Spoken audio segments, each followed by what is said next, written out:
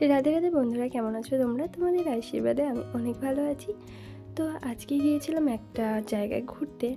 আর এই জায়গাটা ছিল ভীষণ সুন্দর, একদমই মানুষজনবিহীন। মানে কোনো রকম মানুষও তেমন একটা দেখা যায় না, আবার কোনো রকম শব্দ নেই।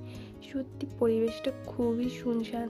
আর এই দিনের বেলাতেও না ঝিঝি পোকার ডাক শোনা যাচ্ছিল। তো এই পরিবেশটা আমার খুবই ভালো লাগছিল। আমি আর কর্তামশাই গিয়েছিলাম ঘুরতে।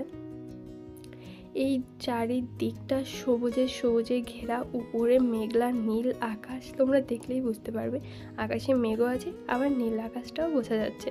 আর রাস্তার ওই সাইডে ছিল বিভিন্ন ধরনের ঘাস, একদম ঘাসে সবুজ হয়ে আছে। আর এইখানে তোমরাই দেখতে পারবে যে রাস্তায় কোনো গাড়িও কিন্তু নেই, খুব কম দুই একটা গাড়ি চলে। আর যেহেতু এটা বিকেল টাইম, যে কারণে মানুষ জগিং করতেও বের হয়ে পড়েছে। আমরা দুজনে হাঁটছি আর কথা বলছি। আর দেখো, এতক্ষণ পরে মাত্র একটা গাড়ি এসেছে। কি অদ্ভুত, তাই না? আর উজো বসে আরও গাড়ি আসছে আর একটা।